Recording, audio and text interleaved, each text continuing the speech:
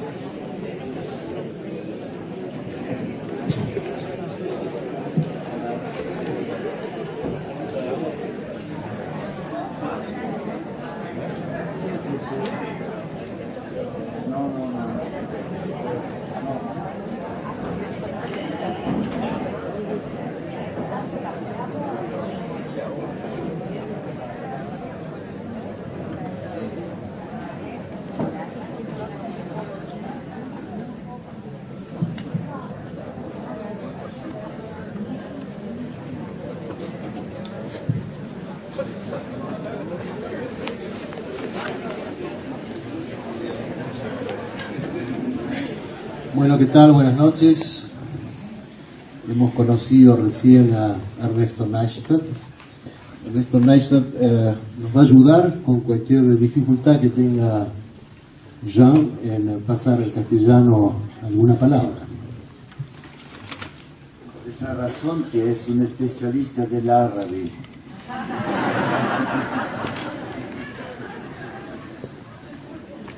No importa. No, era mentira. Y después le voy a pedir por favor a Daniel Brown, si se puede acercar para cuando llegue el momento, ayudar un poco en la circulación del micrófono para las preguntas que haya. Bueno, ¿hay un micrófono? Sí, para avanzar. Bueno, con unos minutos de retraso, esto arranca así. Buenas tardes. Entonces, ¿dónde está el psicoanálisis hoy? Bienvenidos al debate. Ensayo y crítica del psicoanálisis y la École Lacanienne de Psychanalyse. Alush y yo les damos la bienvenida. La actividad de hoy, con un matiz, entra en la serie de reportajes públicos que vengo haciendo desde hace un tiempo. Contando la actividad de hoy como cuarta, los últimos tres fueron a Guy Le Goffet, Jorge Fuckelman y Ricardo Piglia. El matiz es que esta vez todo comienza con una pregunta sobre la que se acomodarán las tres preguntas que le haré a Jean Alush como manera de situar mínimamente el debate que tendremos hoy. Hoy no está la palabra reportaje, no tendremos un debate, perdón, hoy tendremos un debate.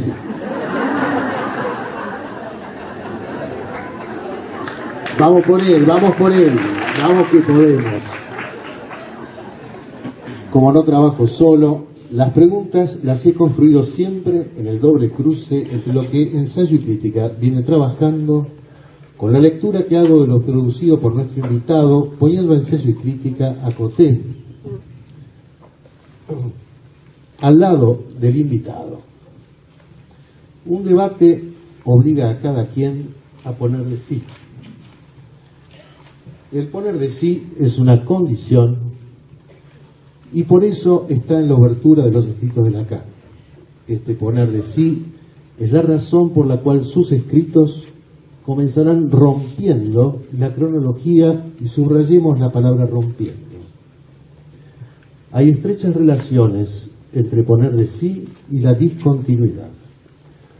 Para Alush, poner de sí es la condición, cito, para encontrar un punto de exterioridad radical por el cual el alumno podrá diferenciarse del seguidor.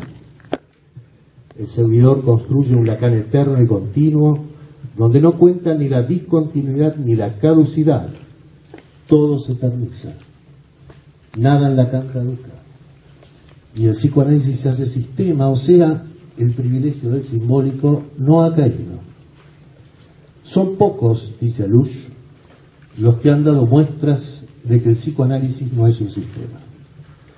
Finalmente, el poder de sí es el nuevo sujeto que Poe produce, un nuevo lector, dice Lacan, efecto del enigma, lo doble, y de la posición de enunciación como resto enigmático. Dice Lacan, quisiéramos llevar al lector a una consecuencia en la que le sea preciso poner su parte.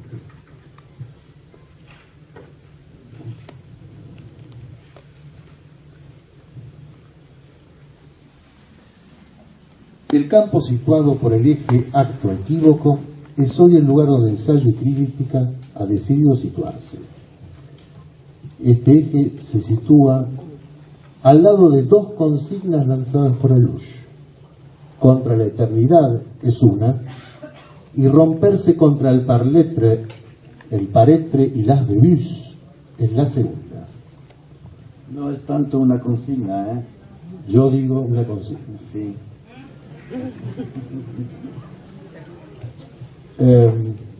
Y Alush dice una consigna, está así en el amor Lacan. ¿Ah? De más está decir, de más está decir que donde hay consignas se juega la política. El paretre, este neologismo que designa y sitúa un lugar al lado, al costado del ser, ese es el valor del prefijo para, es lo que, define Lacan, el equívoco produce. Nuestra investigación sobre el equívoco supo desembocar en este neologismo que Alush abre en todas sus direcciones y dimensiones. El valor de uso de este neologismo es bastante radical. Lacan indica que debe jugarse como verbo y conjugarse. El valor de uso de este acoté como consigna tiene larga data en Alush y viene estando en cierto uso entre nosotros. Un lugar al lado de es lo que la raíz griega para pone a jugar.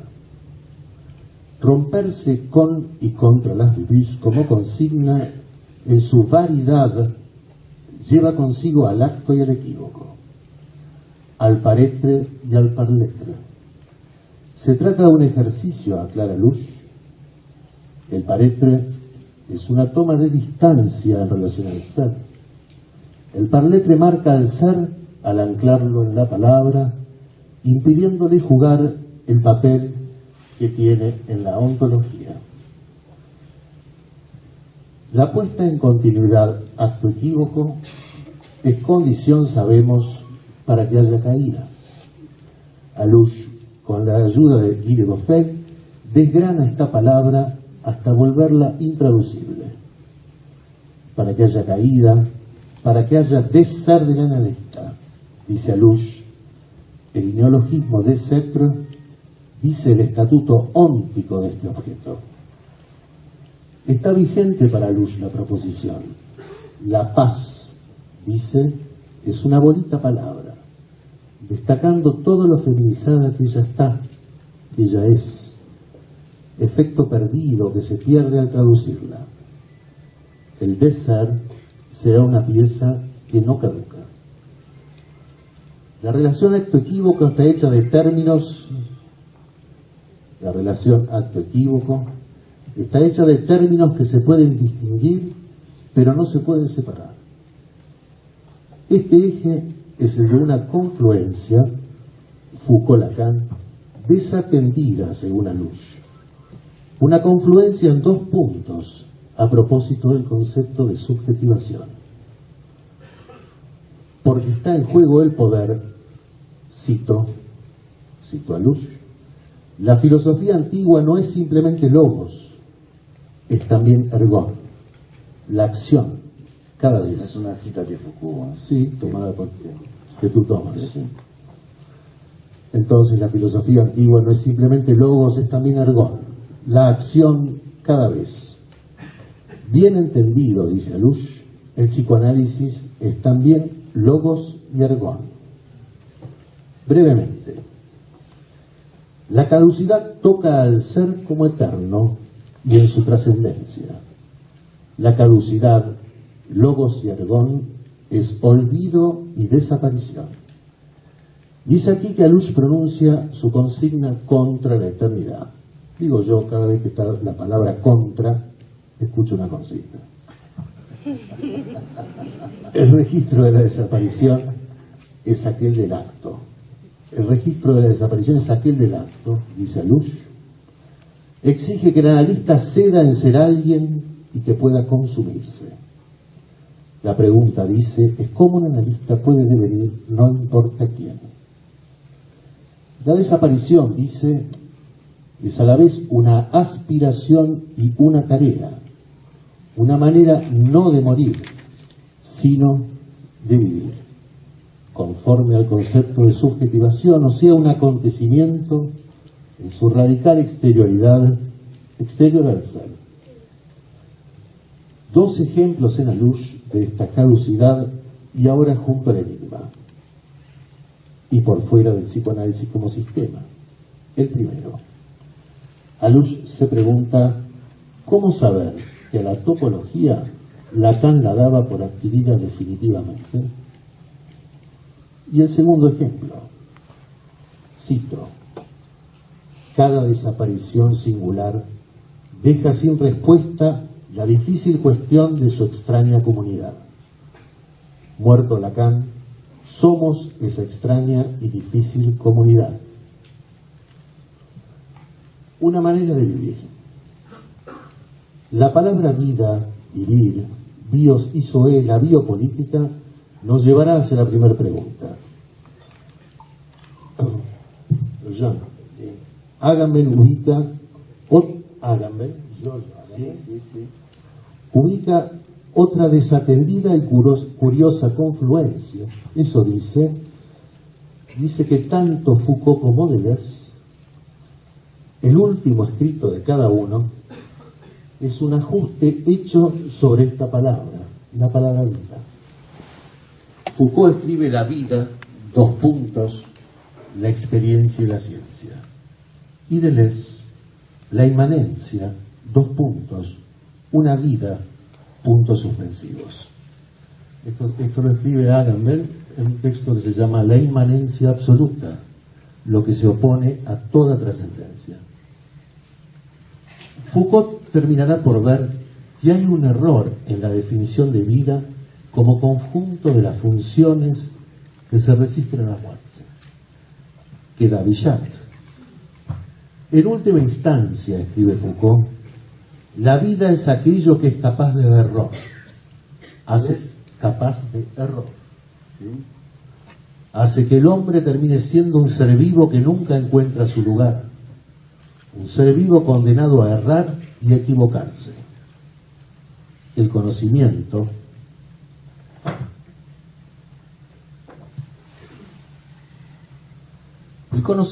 dice Foucault, más que abrirse a la verdad del mundo, está arraigado en los errores, y escribe Foucault errores entre comillas, o sea, la bebus. Está arraigado entonces el conocimiento en los errores, las bebus de la vida.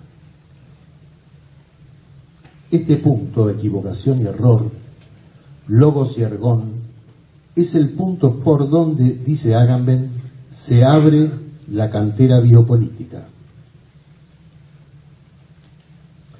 Antes de que el psicoanálisis quede definido por Lacan como una práctica sin valor, la vida quedó situada en la primera sesión del seminario, de un otro al otro, sobre el fondo de esta misma cantera.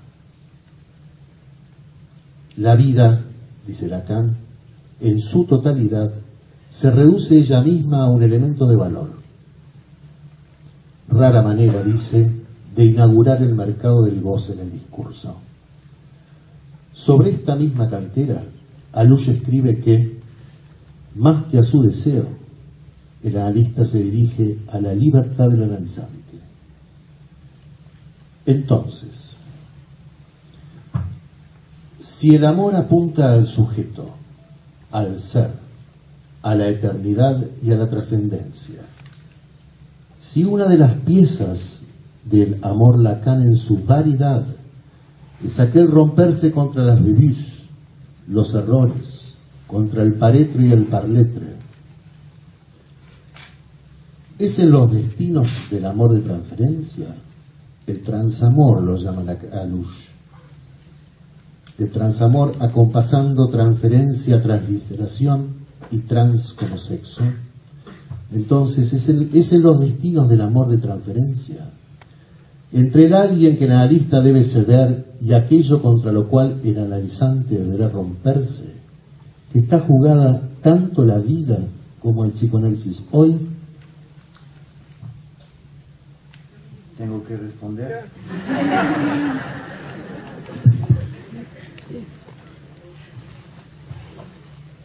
Y en algunos puntos, primero ese asunto de consigna. Claro, hay algo como una maledicción en el psicoanálisis y afuera también, en la gente que se refiere al psicoanálisis, hay algo como una maledicción, porque lo que hace el psicoanalista es, cuando escribe, son descripciones, y casi de inmediato esas descripciones se vuelven en prescripciones. Eso se oye siempre, es una, a mi punto de vista, una maledicción. Cuando escribo un librito que se llama Contra la Eternidad, claro, es una lucha mía, es una guerra en contra muchas cosas que están muy presentes, aun si nadie lo sabe bien. Por ejemplo, el cristianismo. El cristianismo está muy cerca en la mente de los que se dicen ateos. Y cuando hay un problema un poco importante se refiere a Dios, a no sé qué, a ese tipo de amor. Y hablar en contra de la eternidad es arreglarse sobre un concepto que está presente en Lacan, que es el concepto de segunda muerte, pero que él desarrolló muy poco. Él lo desarrolló muy poco porque no se interesaba a la India. Y a mi punto de vista eso fue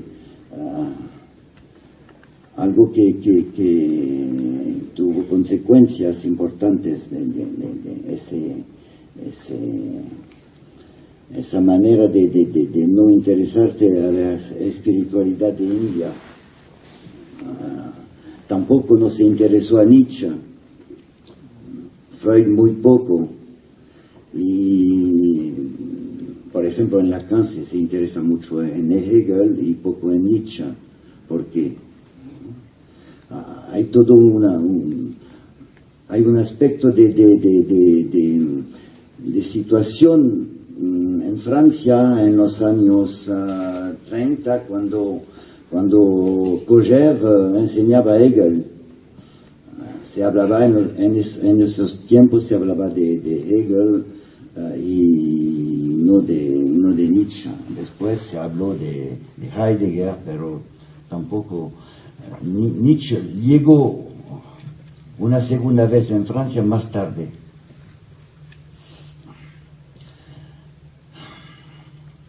Entonces este asunto de encontrar la eternidad es una manera de subrayar que cada uno tiene un asunto con la segunda muerte.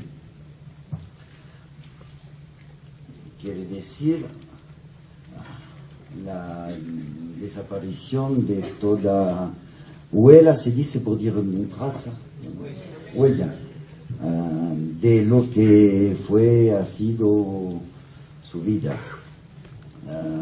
Pero es una lucha, no es por lo tanto una consigna.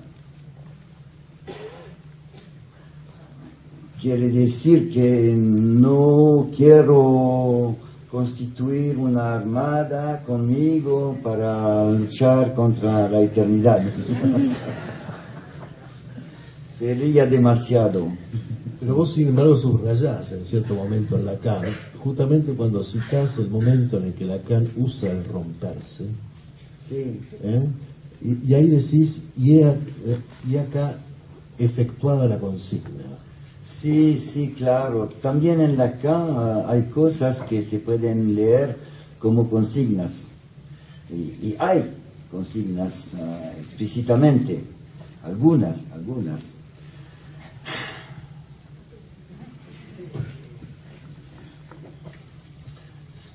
¿Qué produce eso? Produce lo peor. Produce lo peor, produce precisamente discípulos y no alumnos.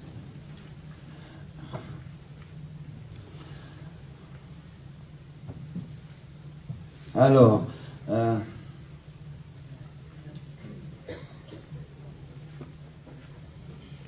sobre ese otro asunto de deseo, libertad, no digo que quizás fue dicho, pero fue mal dicho.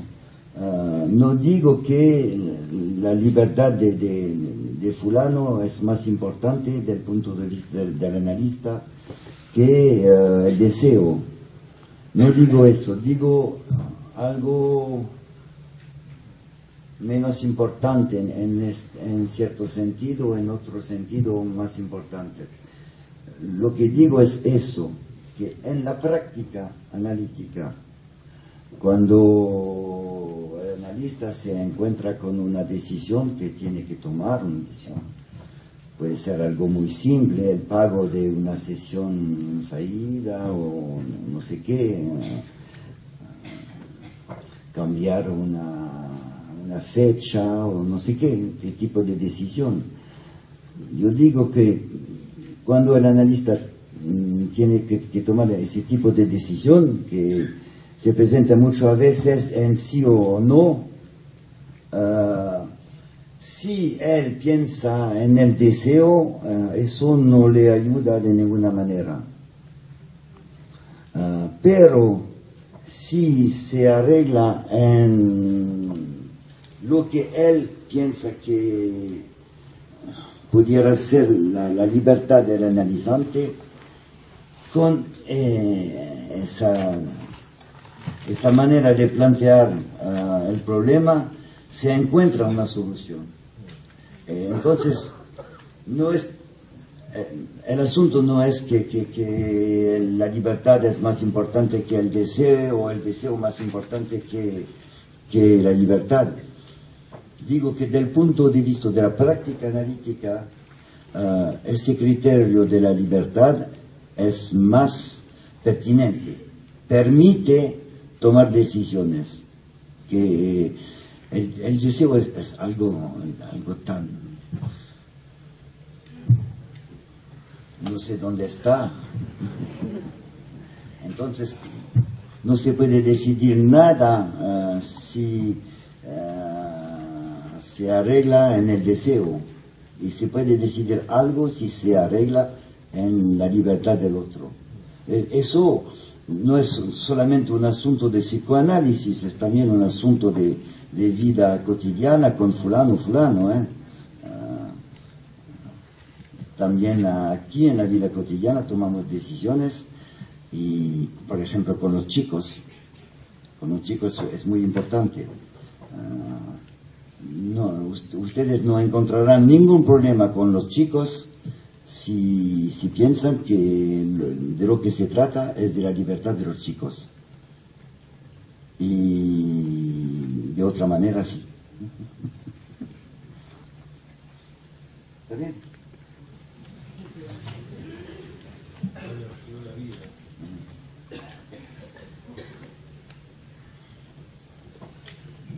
Ese asunto de las consignas dadas por Lacan,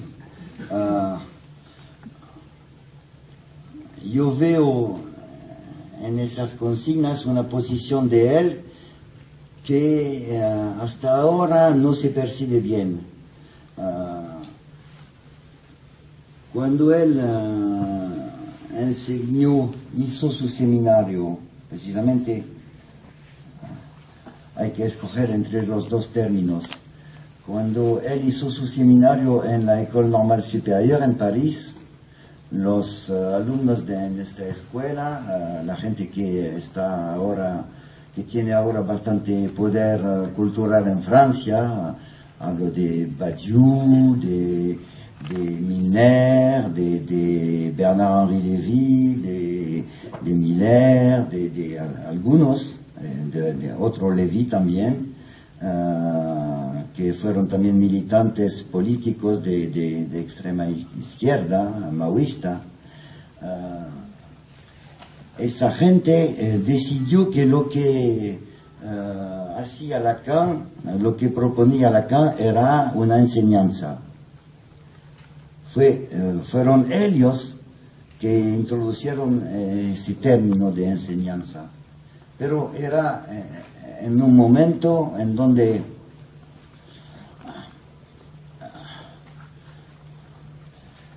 era muy de moda la lógica, la cuestión de los fundamentos de los matemáticos.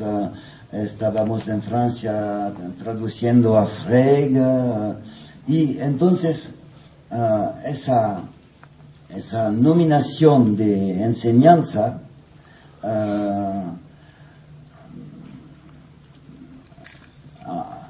ha encontrado un matiz un poco particular. La enseñanza de Lacan era pensada en esos tiempos como un analista que estaba logificando el psicoanálisis, que era inventando una nueva lógica. Y ahora estamos 50 años después. ¿Y qué se puede decir? Se puede decir que fue un fracaso. Se puede decir que fue un fracaso esa tentativa de logificación de una nueva lógica del Borromeo. El matema funciona, los matemas funcionan de una manera parcial. Hay puntos en donde se puede usar matemas lacanianos, pero no hay. El psicoanálisis no fue formalizado, no fue. Vamos, sí. Aquí entra entonces la siguiente pregunta. Apegarse al saber que acarrea la lengua, particularmente las urebus, hacer de esto un ejercicio tal como lo plantea Lusch, es solidario del límite que le encuentra al matema, a la discursividad, al concepto y al lenguaje, cuestiones todas que hacen a la transmisión del psicoanálisis. Un ejemplo, página 312, El amor Lacan. ¿En castellano entonces? Castellano. Castellano. Dice Lusch, no es tan seguro que, tomado como concepto, el otro tenga un referente.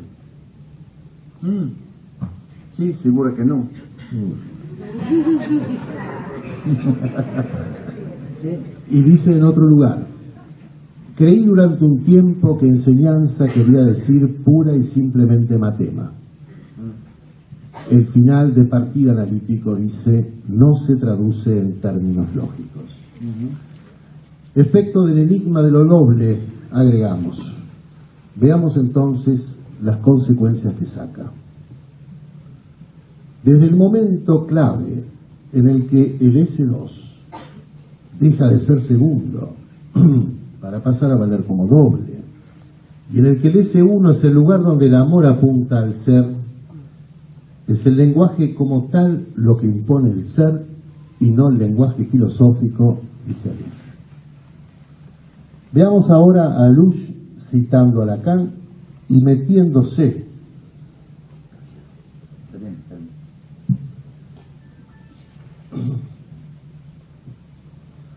Veamos entonces a Lusch citando a Lacan y metiéndose dentro de la cita en la página 329. Aquello a lo cual se apunta entonces, a Lusch subraya apunta entonces, y él dice allí, el énfasis es mío, Lo mismo hace Alush cuando cita a Lacan a propósito de la Coté. Él lo subraya y Alush dice: el énfasis es mío. Son los dos lugares que lo he encontrado. Entonces la cita de Lacan es así: aquello a lo cual se apunta entonces en el amor es al sujeto como tal. El amor, dice Alush, deja bastante desmembrado a este ser uno, que a partir de ese momento queda en bastantes dificultades para relacionarse con el otro significante. El amor bloquea así localmente la función simbólica. Es el amor como signo lo que apunta al sujeto como tal. Lo que no hace el significante, que se sostiene por no apuntar más que al otro significante. Este sujeto entra en relaciones con otro sujeto, marcando así un retorno de la intersubjetividad de Lacan. Entonces, ¿a dónde va a parar la definición canónica? Un significante representa a un sujeto para otro significante. ¿Dónde está el sujeto? ¿Decide cómo se juega el psicoanálisis hoy?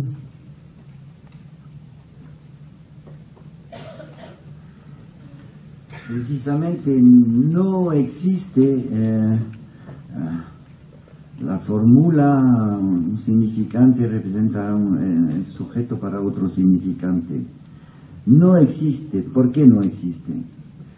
Porque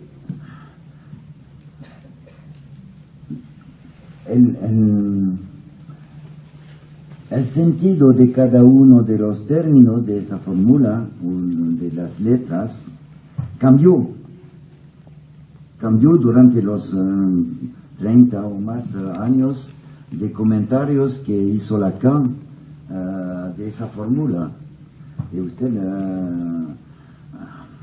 habló de ese cambio, por ejemplo, a cierto momento, el S2, que era el segundo significante, que viene después del primero, cambia el 2 de S2 cambia de significación y quiere decir doble. Entonces no se puede hablar de tenemos una definición canónica del significante del sujeto. El significante representa al sujeto, etc. El sujeto está representado por un significante del lado del otro significante. No hay tal fórmula en Lacan. Hay, claro, pero las variaciones son tan importantes que no se puede tomar esa fórmula sin decir de qué año del seminario se trata. Yo no puedo decir ahora, después de todo ese trayecto en los seminarios que está presentado en ese libro que se llama L'Amour Lacan, yo no puedo decir en Lacan hay una definición del significante.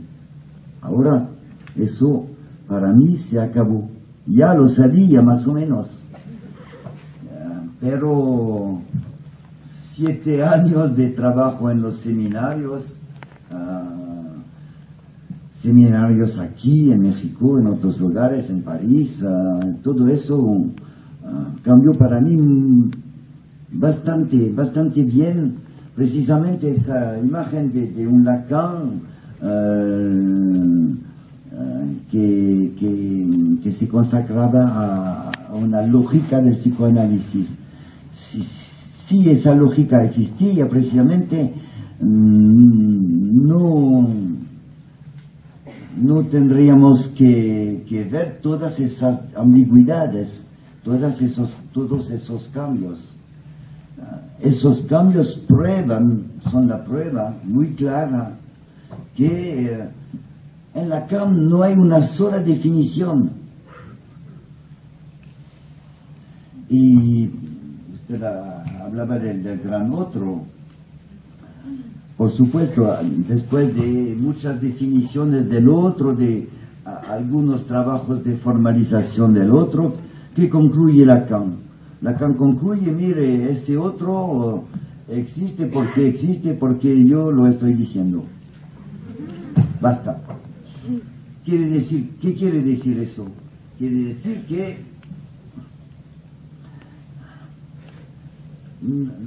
el psicoanálisis no está constituida como una disciplina.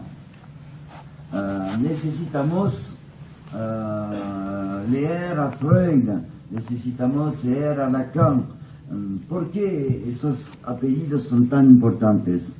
Precisamente porque no hay escrita una lógica del psicoanálisis.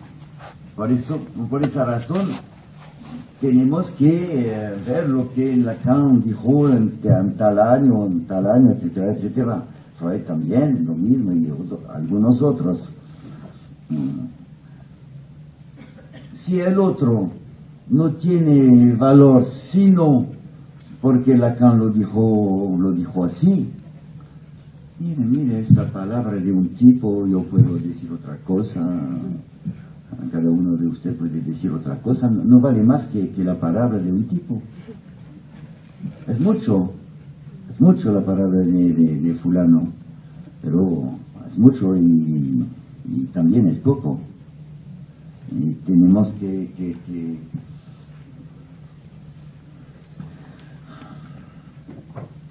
arreglarnos sobre ese poco, sobre esa fragilidad del discurso de los analistas, que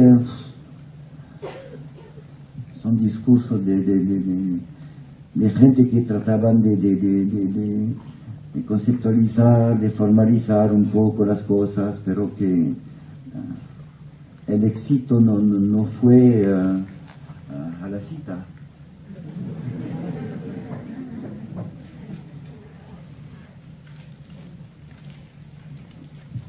Bueno,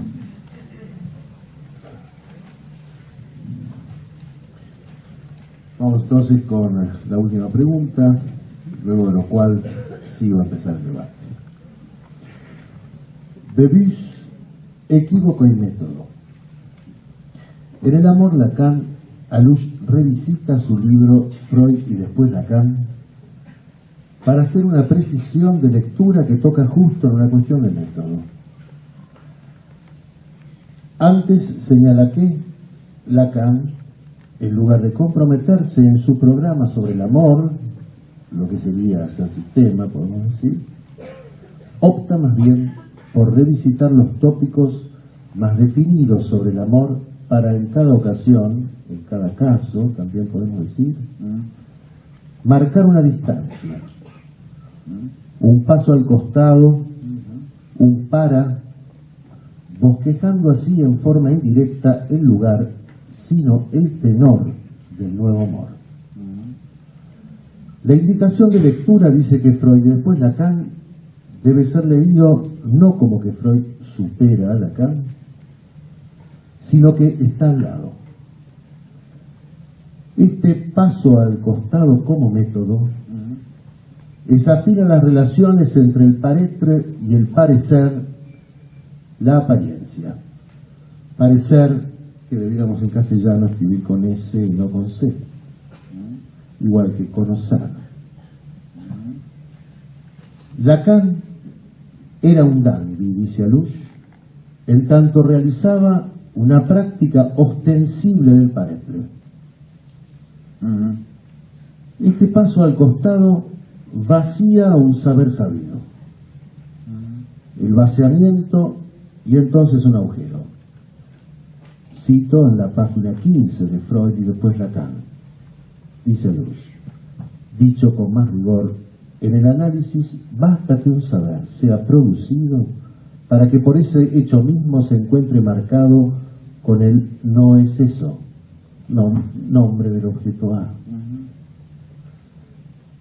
El sujeto supuesto saber, ahora en la página 457 del amor Lacan, el sujeto supuesto saber tanto llama al amor como que surge en la medida en que la adquisición de una pizca de saber permite transparentar el radical desfallecimiento del saber. Este agujero en el saber, digo, pega justo al lado de la pregunta ¿qué es un caso? Y su transmisión posible. ¿Qué es un caso? ¿Qué es un caso? Y su transmisión posible. Pega justo al lado de la palabra clínica. Continuemos la cita. El sujeto supuesto saber, dice, es el nombre del borde de un agujero en el saber, que nunca podrá venir a taponar ningún saber absoluto. Es la muerte, dice Luis en otro lado, como anulación de una comprensión temática.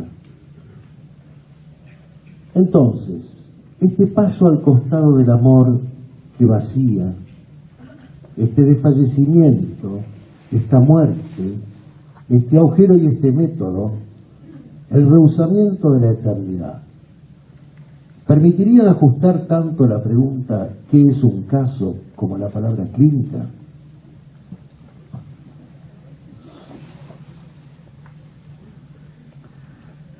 La palabra clínica es una palabra médica.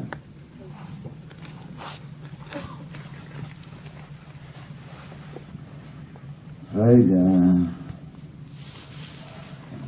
quería que el psicoanálisis no sea en las manos de los médicos y tampoco de los religiosos. ¿Por qué seguimos a hablar de clínica en el psicoanálisis? ¿Es necesario? ¿Para quién?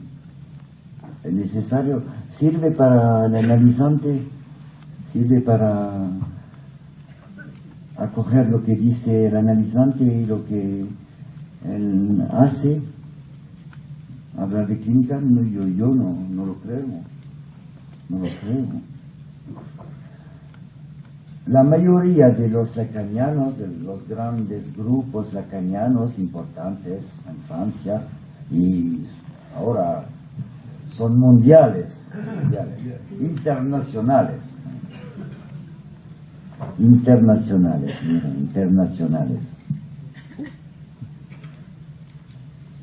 ¿Qué lugar se da a las naciones cuando se dice de un grupo de psicoanálisis que es internacional? Me parece que el lugar de las naciones es demasiado importante en esa definición, en esa característica. La mayoría de esos grupos importantes, ¿qué hacen como enseñanza? Enseñan lo que se decía en los años 60, y Lacan lo decía, ahora enseñan nevrosa, psicose, perversión, y dice que es la neurosis es eso, perversión es eso, psicosis es eso, saben. Y cierto tipo de práctica sigue a partir de aquí. En las universidades también los estudiantes de psicología, si quieren volverse en la clínica psicoanalítica, gracias, la clínica psicoanalítica. ¿Por qué todo eso?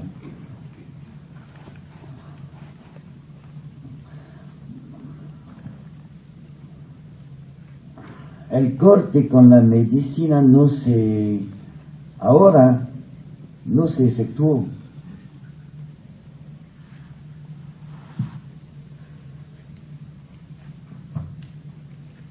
El prestigio de la clínica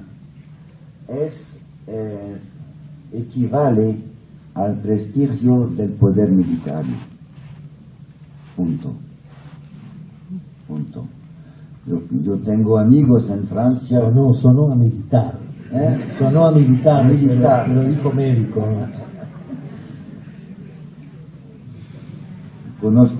Tengo amigos en Francia que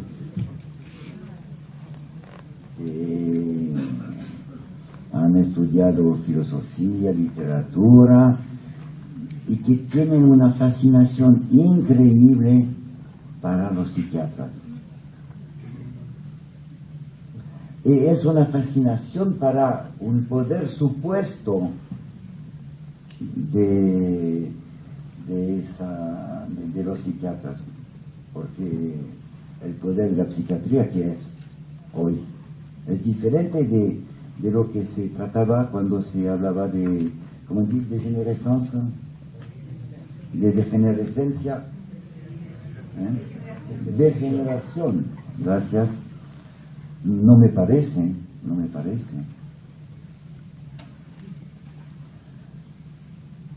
Ese corte no fue realizado hasta ahora, me parece.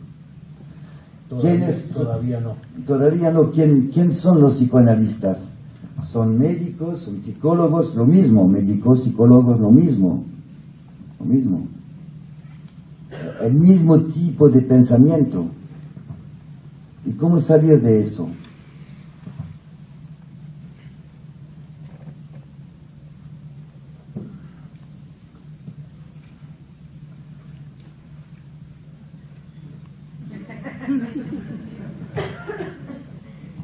Alors,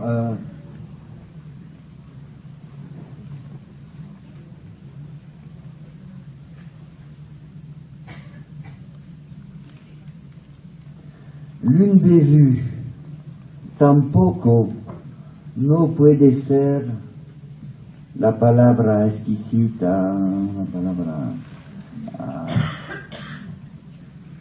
maravillosa que va a resolver todos los problemas.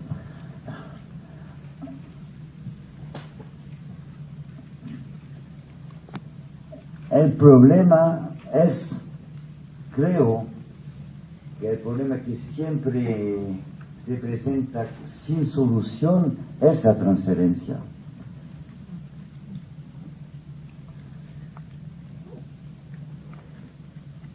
Y claro, el simbólico no es la solución, la constitución de grupo analítico también no es la solución. La cuestión de la transferencia que ya fue muy animada, por ejemplo, en la discusión entre Ferenczi y Freud. Estamos hoy más lejos que esa discusión entre Ferenczi y Freud. No es tan seguro, ¿no?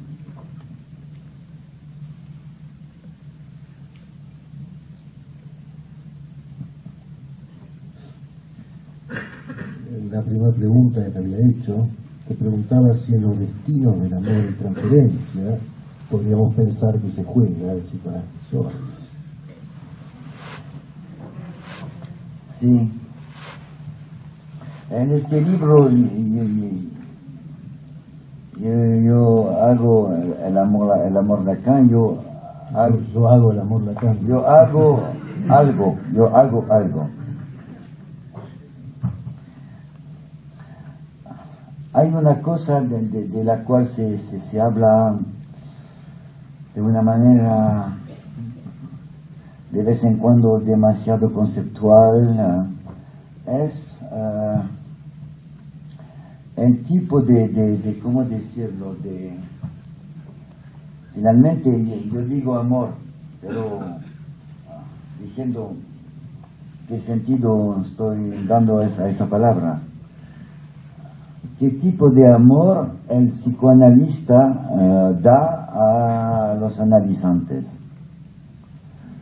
Claro que eso es presente. Se puede llamar de otra manera que amor, pero hay algo que ocurre cuando alguien habla a alguien de una manera, ¿cómo decirlo? Ferenczi diría con sinceridad, se podría decir verdaderamente, se podría decir de otra manera, pero cuando alguien toma la palabra, él que recibe esa palabra, claro, está afectado.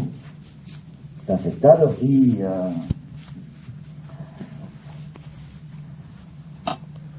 no se puede hacer de otra manera que él que está afectado así, me falta la palabra estima. El psicoanalista estima al analizante. ¿Qué es esta estima? ¿Es femenino? Sí. ¿Qué es esta estima? ¿Qué importancia tiene en lo que ocurre en las sesiones, en el final y todo eso? Pero esa estima no es específicamente psicoanalítica. Si un amigo me habla, también le puede dar mi estima, o no sé, el peluquero, no importa. Cuando alguien habla a alguien, ocurre algo que se puede llamar quizás lo mejor estima. Yo hago algo en ese libro, pues yo llamo ese estima, lo llamo amor. Estoy haciendo eso, estoy dando al psicoanalista, es un regalo, estoy dando un regalo que no hizo Lacan. Él estaba en otra posición. A él lo fue prohibido dar ese regalo. Yo digo que mejor llamar de un nombre conveniente esa estima, llamándola amor, pero cierto tipo de amor.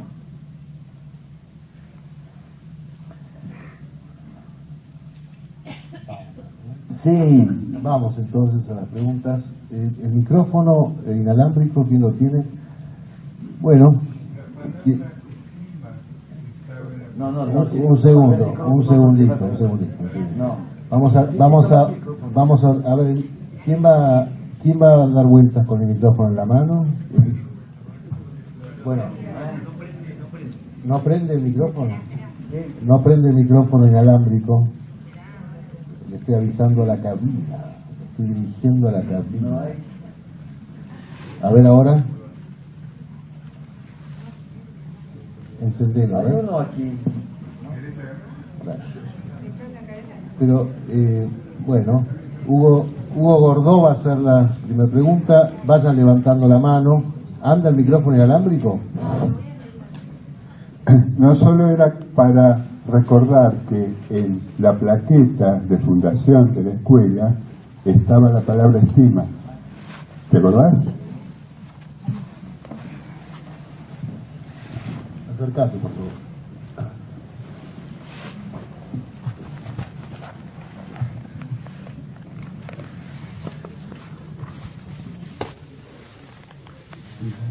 Sí, gracias. Voy a intentar formular... Un segundito. ¿Quién levantó la mano? ¿Por ahí? ¿Alguien? Danos tu nombre, por favor. Sí, soy Gabriel Meraz. Cuando se produce esta disyuntiva entre la libertad y el deseo, yo me pregunto en dónde queda ahí el lugar del sujeto. Me lo pregunto porque, que yo recuerde, ni Freud ni Lacan hacen una enseñanza o alguna articulación en torno de la libertad. La posición de Lacan con respecto de la libertad incluso es muy explícita. En 1973, en una entrevista para la televisión de Bélgica, si lo recuerda, él dice: yo jamás hablé de la libertad. Entonces, bueno, cuando usted introduce la cuestión de la libertad, es algo que tiene que ver con el sujeto, que tiene que ver con el ser, con el individuo incluso, porque me parece que hay una disputa en los años 50 que tuvo que ver también con el psicoanálisis existencial de Sartre, y justamente lo que él intentaba introducir era la cuestión de la libertad. Sí, sí, gracias.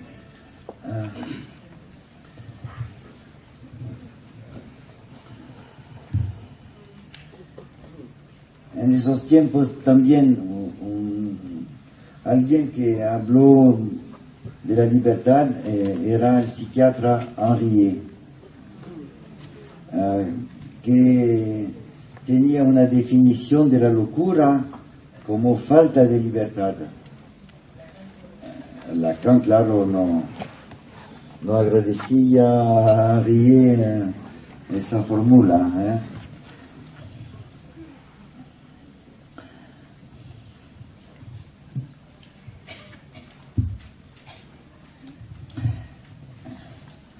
Me parece que su pregunta, ¿cómo decirlo? Su pregunta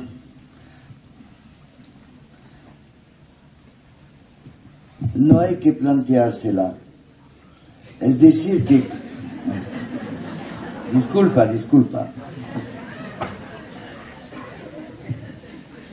Es decir, que cuando hago algo que se dirige a la libertad de fulano, es intransitivo. Eso es el punto. Por eso yo diría que la pregunta no se plantea. Porque es algo intransitivo. No se sabe donde no se sabe qué va a pasar, no se sabe de qué se trata, no se sabe, todo eso no se sabe, y no importa lo que es, la cosa que importa es el gesto. No sé, el ejemplo que me viene a la mente es muy simple. Es cuando el escritor Thomas Bernhard, un día, en vez de ir a la escuela, de girar a la derecha para ir al colegio, se fue a la izquierda, encontró ¿cómo se dice? Asistente social. Un asistente social. Y dice al asistente social: yo no quiero ir más al liceo, yo quiero trabajar, usted tiene que darme un trabajo. Mire, si un chico hoy hace eso, ¿qué pasa? Los padres se van a enojar, van a consultar a un psicólogo, ¿qué pasa en el chico? Vamos a hablar de fuga o no sé qué, hacer un trámite increíble. ¿Qué pasó en esos tiempos con Thomas Bernhard? El chico que tenía 13, 14, si mi recuerdo es bueno, el chico insistía de tal manera que finalmente el asistente social le dio un trabajo muy feo, que finalmente de ese trabajo Thomas Bernhard il a attrapé la tuberculose, como dice, agarró la tuberculosis. Pero el punto es ese chico dice no al colegio, a una edad en donde no es posible decir no. El asistente social dice sí a ese no, y él vivía en la casa de los abuelos. Y cuando vuelve a la casa de los abuelos, el chico dice: mire, me fui a ver al asistente social y ahora tengo un trabajo. Los abuelos aceptaron. El asistente social y los abuelos se han dirigido a la libertad de ese chico, que es su ser, su sujeto,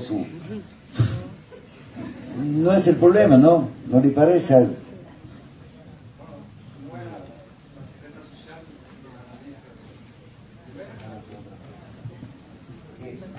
¿Quiere añadir algo? Ahí hay un micrófono, ahí atrás.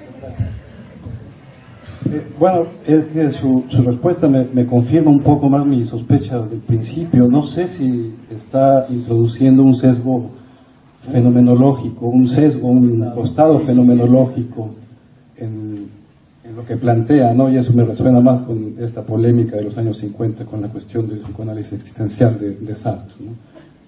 O sea, lo que digo es que la posición del asistente social no sería la misma desde mi punto de vista de un analista para responder a esa solicitud. Sí, justamente diría desgraciadamente, ¿no? Es decir, el analista haría algo peor, seguramente.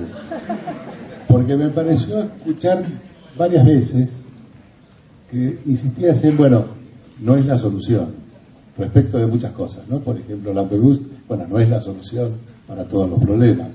La libertad no es un concepto que podemos tomarlo como la solución para todos los problemas del psicoanálisis. En definitiva diría que pensar que hay una solución es un problema, que consiste en haberlo planteado como un problema. Entonces, lo que me parece que me transmite casi todo lo que dijiste es algo en relación a no hay solución. Pero entonces, quiere decir que las cuestiones que plantea el psicoanálisis, específicamente por el lado del amor de transferencia, son cuestiones eternas. No lo creo. Creo que son nuevas, precisamente, porque nunca el amor fue puesto en tal conjetura. Sí, hay algo nuevo, claro, en el lugar del amor. El psicoanálisis mismo, pero por ejemplo, decías, pero con toda la razón del mundo, la discusión acerca del amor de transferencia entre Freud y Ferenczi es absolutamente actual. ¿Sí? Es decir, no se podría pensar que ni acá ni en ninguna parte va a haber una solución para eso. En el sentido que la novedad es el psicoanálisis mismo y el lazo que establece.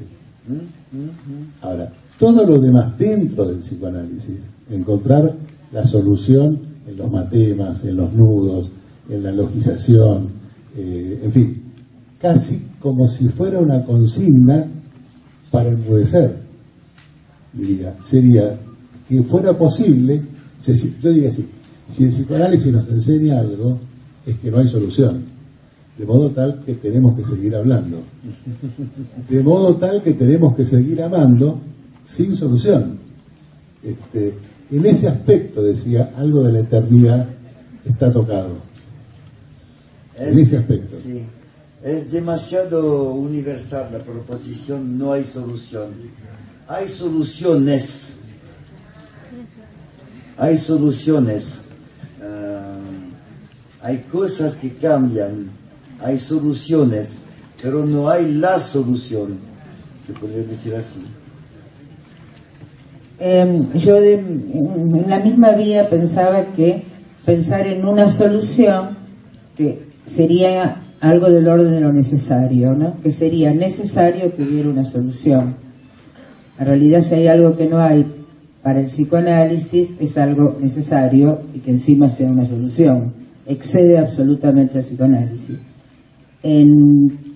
Me parece que Ricardo hizo la secuencia que yo también hubiera hecho de dos libros tuyos, ¿no? Uno es Freud y después Lacan, y el otro El amor Lacan. Me parece que en Freud y después Lacan está como cernido aquello que vos llamás el campo freudiano. El campo freudiano está cernido por la transferencia, según decís vos, en ese libro que leí hace mucho, pero me acuerdo, y es más, publicamos.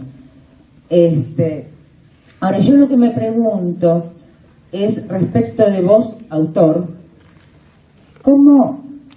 ¿qué relación hay entre el amor de el Freud y después Lacan, el psicoanálisis como un ejercicio espiritual y tus 7 años de investigación sobre el amor?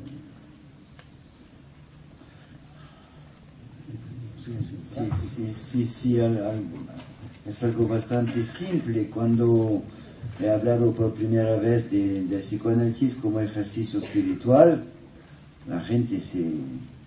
mucha gente se enojó. Claro, fue una manera de distanciar el psicoanálisis de una práctica medical. Y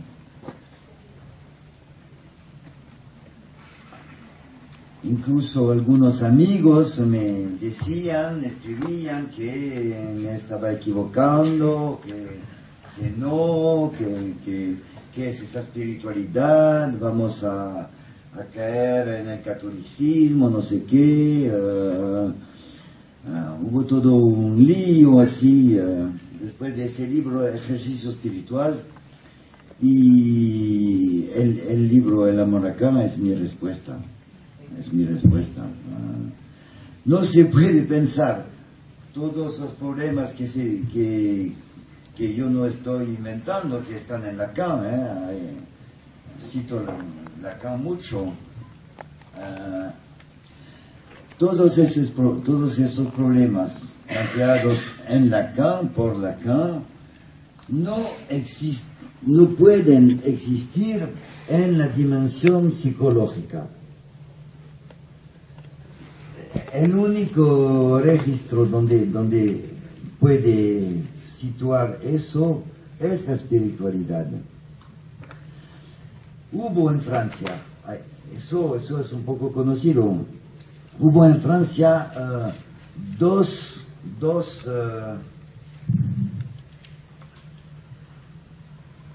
movimientos en contra de la psicología.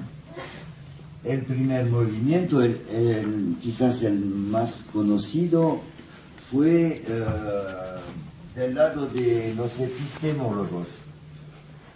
El texto muy conocido es un texto de Canguilhem, que era un gran maestro en filosofía, en epistemología, y Canguilhem escribió un texto en contra de la psicología que era para todos, yo incluso, era un texto fundamental. Había otro corriente en contra de la psicología, que venía del lado de Heidegger. También de ese lado había un rechazo muy claro de la psicología, e incluso del psicoanálisis para Heidegger. El psicoanálisis... El último texto que escribe Foucault, que yo mencioné, a propósito de su definición de la vida apoyada en el error y la equivocación, cita mucho a Canguilhem en su último texto Foucault. Sí, para Foucault también Canguilhem era alguien muy importante. La tesis de Foucault fue publicada precisamente por Canguilhem, que le decía a Foucault: tiene que publicar la historia de la locura, y fue publicado casi de inmediato. Entonces, si se ve además que en Freud también, en el último libro sobre Moisés, claro que Moisés es una historia del espíritu. El término está presente, no se puede trasladar ese Moisés y el monoteísmo en el lugar de la psicología. Usted puede tratar de hacerlo, no funciona. Moisés y el monoteísmo es una historia del espíritu, como en Hegel, se trata de Geist. Porque seguimos con la psicología. Es increíble. Me parece muy extraño. No veo por qué, sino que cortar con la psicología, eso traslada muchos intereses también, así, esos intereses. Hay mucho dinero a hacer con la locura. Hay mucha gente que vive bien con la locura. De la locura. Gracias. Muy lindo. Y con la locura también. Pero vive de la locura. ¿Alguien quiere hacer una pregunta? El micrófono para atrás, por favor. Allá. No, para el otro lado. No, para el otro lado, por favor.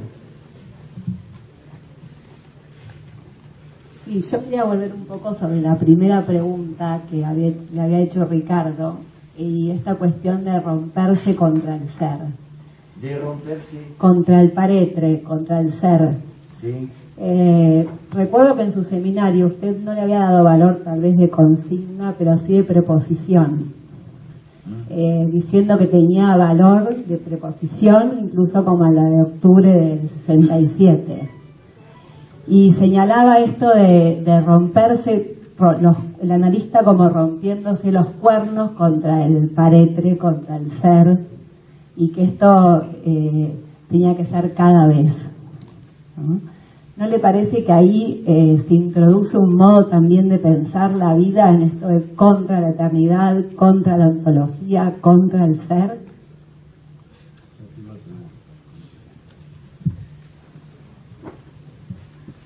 Sí.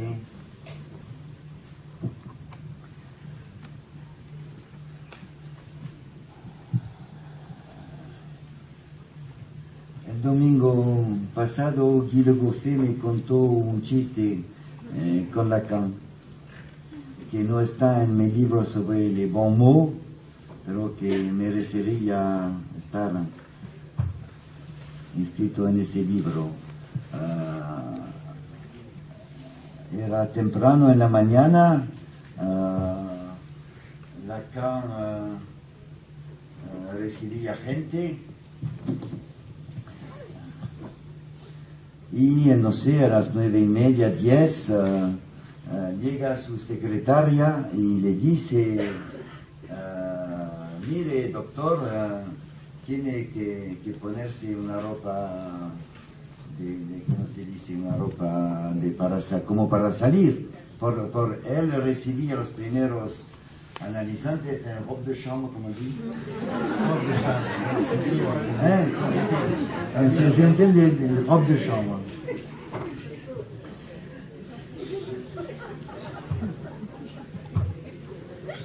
Y Lacan le dice, ah bon, y a quelqu'un.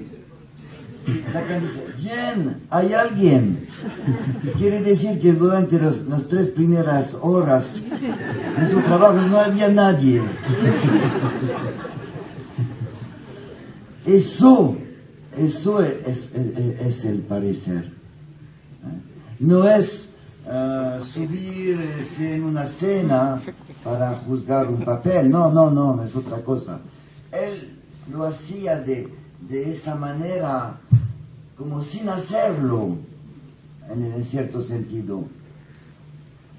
Claro, no había recibido a nadie, y había recibido, por supuesto, pero precisamente se encuentra aquí también el asunto de la libertad, pues, ¿cómo decirlo? En castellano además es un poco difícil. Ser recibido sin ser recibido. ¡Qué libertad! ¡Qué libertad! Es al revés de la posición de, oh, sí, le entiendo muy bien, escucho, todo bien. No, es una pesadilla esa manera de escuchar y de hacer saber al analizante que hemos bien anotado todo lo que él ha dicho y todo eso. Escuchar es la misma palabra, es una palabra médica, es la misma palabra que ausculter, como dice. Auscultar, se dice, escuchar, auscultar es la misma palabra. Es eso, ver cómo está el corazón, todo eso. ¿No? Recibir sin recibir es el tipo de recepción que es el máximo de recibir. Y además lo mismo el mínimo. Por eso se trata de un ejercicio espiritual, porque eso, claro, no se hace así. ¿Alguien quiere hacer una pregunta? Bueno, acá el micrófono, por favor, acá y luego el de atrás. Claudio Glassman. Una doble pregunta. Doble pregunta. Una, ¿cómo usted diferencia libertad de decisión? Libertad de Decisión. Y la otra... La libertad está del lado del otro y la decisión es mía. ¿Mía? ¿Quién es el mía? ¿Eh? ¿Quién es mía y quién es el otro?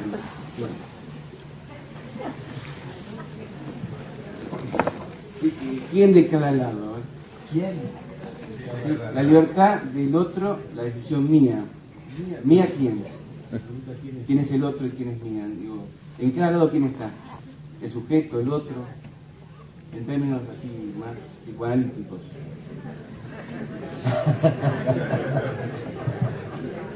Perdón. Eso gira. El sujeto, el otro, eso puede girar.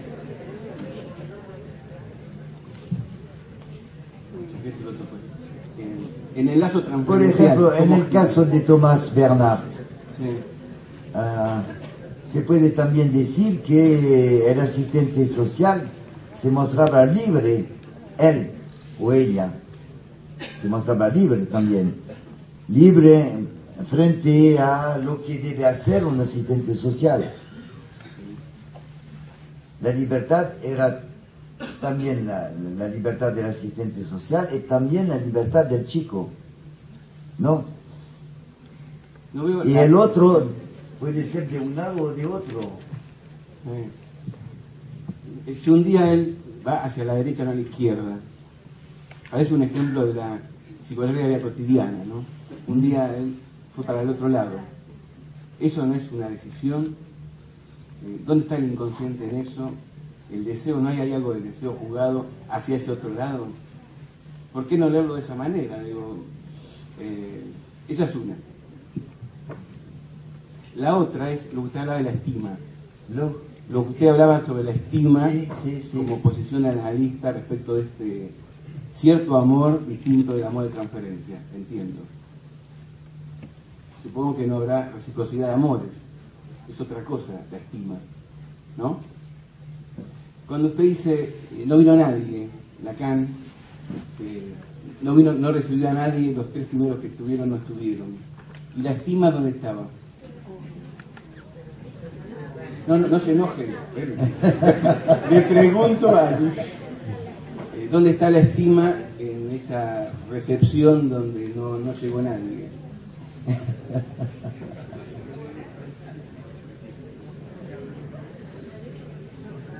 Ya fue dicho. No lo escuché. Precisamente en esa manera de recibir sin recibir.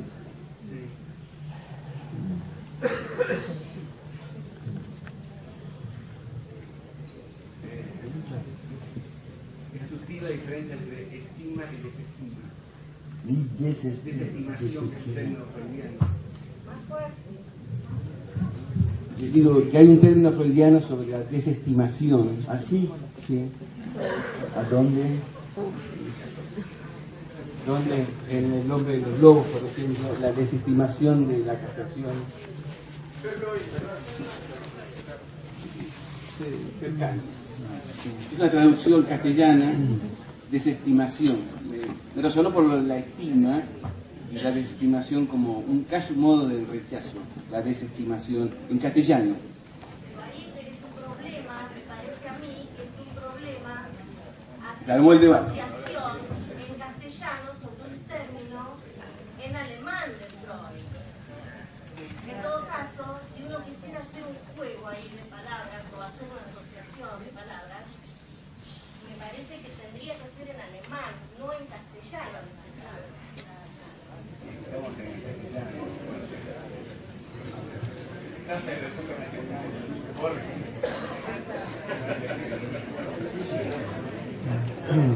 Bueno, sí, Adrián Crisper y luego allá me habían pedido el micrófono. Tenemos tiempo para pocas preguntas más. Ariela Velairas, hay 3, 4, allá, sí, vos, para un segundito, por favor. Bueno, a propósito de la insistencia en el término libertad, le quería preguntar cuál es el lugar para el deseo, cómo entiende en oposición al término libertad el estatuto del deseo en Freud, incluso en Lacan, es decir, lo entiende en el sentido de una especie de determinación del deseo inconsciente, leído como determinación, por eso queda opuesto al término libertad, ligado más bien a la cuestión de la decisión. Pero digo, me interesaba ver cómo hacía jugar el término deseo en oposición a libertad.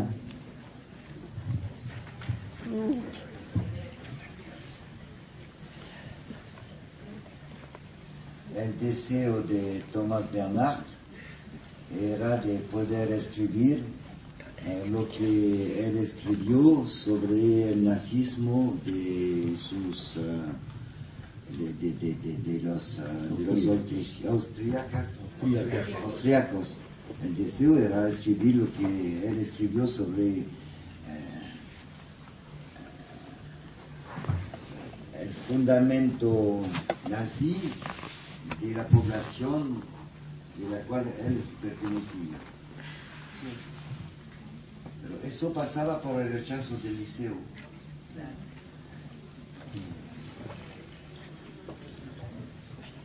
Sí, Ariela Velairas. ¿Qué tal? Quería volver a cuando hablaba antes acerca de estas producciones de Lacan, en la enseñanza de Lacan, llamada por otros, decía, estas producciones que el éxito no le llegó, ¿no? Los nudos, los matemas, diferentes producciones a lo largo de la enseñanza. Yo le quería preguntar si no es en el fracaso de estas producciones que el psicoanálisis se sostiene, porque sin estas producciones, ¿dónde se sostendría? ¿A dónde iría el psicoanálisis? ¿Cuál sería el futuro del psicoanálisis si estas producciones fracasadas no están, no vendrían?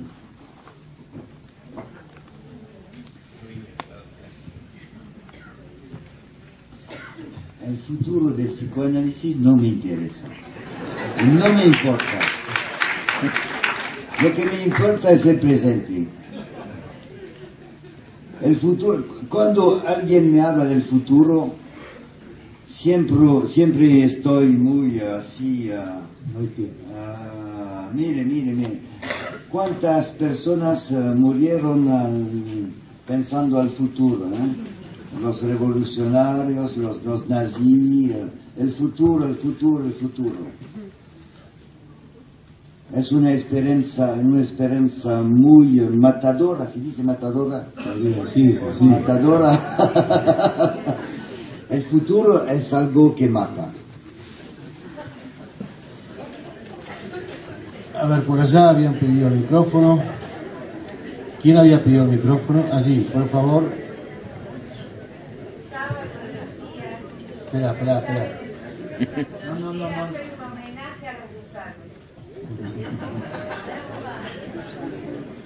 Sí, tu pregunta, por favor. Era respecto a la estima, si podías agregar algo más respecto a esta estima del que se siente afectado por esa palabra que se le dirige. No entiendo. A ver, más fuerte, por favor, no se escucha bien. Respecto a la estima del analista hacia el analizante, de quien recibe su palabra, si querías agregar algo más o pensás que está. No. ¿Alguna pregunta más, por favor? Algo más es el libro, ¿Alguien quiere hacer una pregunta? Mañana mi seminario. Esto sigue mañana en el Hotel Conquistador. Quería saber por qué dijo... Más fuerte. Quería saber por qué dijo que a Lacan le fue prohibido dar ese regalo de la estima al psicoanalista.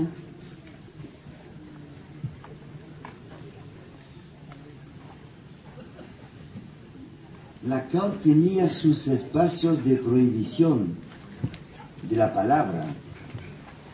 Yo tengo otro, pero tengo también. Hay cosas que a mí me parecen que no se pueden decir a ustedes. Cada uno cuando habla en público, cuando da un seminario, no sé qué, tiene así prohibiciones importantes. Y Lacan tenía sus prohibiciones y las mías no son idénticas a las prohibiciones de él. Tengo otras. Pero sí, claro, hay prohibiciones. El mejor ejemplo es que Lacan hablaba lejos de su seminario, lejos de su escuela. Lacan hablaba de cosas que nunca hablaba en su escuela, que nunca hablaba en su seminario. Depende de con quién se habla. Lo mejor que él dijo nunca fue dicho a auditores católicos. Así fue. Pero eso lo sabemos bastante recientemente. Eso no se sabía en los años 70 y 80. No. Algo de la figura de Lacan está cambiando por algunas publicaciones que ahora se pueden leer y que modifican la figura de Lacan que teníamos en mente. Esos textos ya salen, son publicados y eso cambia las cosas. Eso no se podía publicar en los años 70. Por ejemplo, el discurso a los católicos que fue dado en 1960 y no sé qué, 5 o 6. ¿Por qué no hemos podido leerlo en los años 74, en los tiempos de Encore?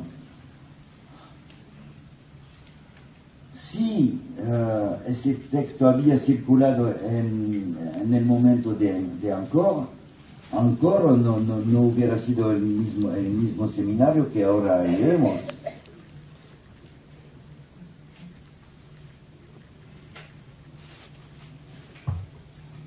¿Alguien más quiere hacer una pregunta?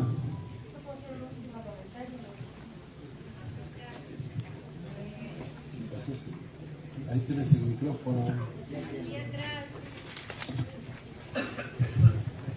No, tengo una sorpresa que como la tengo ahora, la voy a decir si no me la voy a olvidar.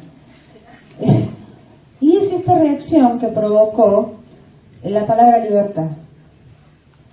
La reacción que provocó en el público. No quiero hacer política ni decir qué cosa, ¿no? Porque la palabra libertad... Ya empezaste. Entonces lo voy a decir de otra manera. No puedo dejar de hacer política. Vamos. También no te se diría olviden que el domingo. me llamó mucho la atención. Primero, esta separación tan importante que se hizo, por lo menos en algunas preguntas, entre deseo y libertad. Yo no sé si cuando Jan habló, dijo deseo y libertad son dos caminos totalmente distintos. No me pareció. No me pareció. Me acordé un poco de los hermanos Claudel, de Camille Claudel y su hermano. Lacan dice, Camille tuvo el destino que tuvo, su hermano tuvo otro, por un encuentro fortuito. Hubo allí un encuentro que hizo algo que produjo que él dio vuelta a la izquierda en lugar de a la derecha y produjo otro destino para Claudel, escritor. Entonces me parece que quizás tenemos un prejuicio, y por eso me importa, que quizás tenemos un prejuicio respecto del deseo y la sobredeterminación del deseo, como Así como alguna vez nos quejamos de cuando Freud decía la anatomía es el destino, el deseo tampoco es el destino. Me parece que habría que matizar ese término.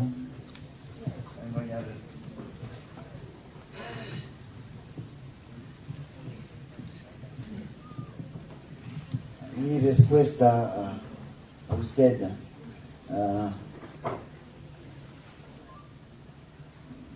me parece ejemplar de algo, y hubiera podido responder lo mismo a una pregunta de usted también. ¿Por qué? Porque ¿de qué se trata cuando un analizante habla? No se trata de plantearse cuestiones que nos planteamos. Se trata de la cuestión que él se plantea, o la cuestión donde su vida le constituye el testimonio de una cuestión. Se trata de esa cuestión y no de otra. No se trata cuando alguien habla a otro de cuál es su deseo. No. ¿Cuál es el problema que él plantea en su síntoma, en su vida, en su demanda? Nuestras cuestiones no valen. Las cuestiones que nos planteamos como psicoanalistas no valen. El psicoanálisis empieza con eso. Las cuestiones de Freud cuando recibe las primeras jovencitas judías que quieren hablar y que el médico se calla, es eso. Las cuestiones de Freud no eran las buenas cuestiones. Todo lo que se trata en coloquios, en reuniones, cartel, no son las cuestiones a las cuales tenemos que acoger. Nunca me planteo cuál es su deseo o qué tipo de resistencia o no sé qué. No.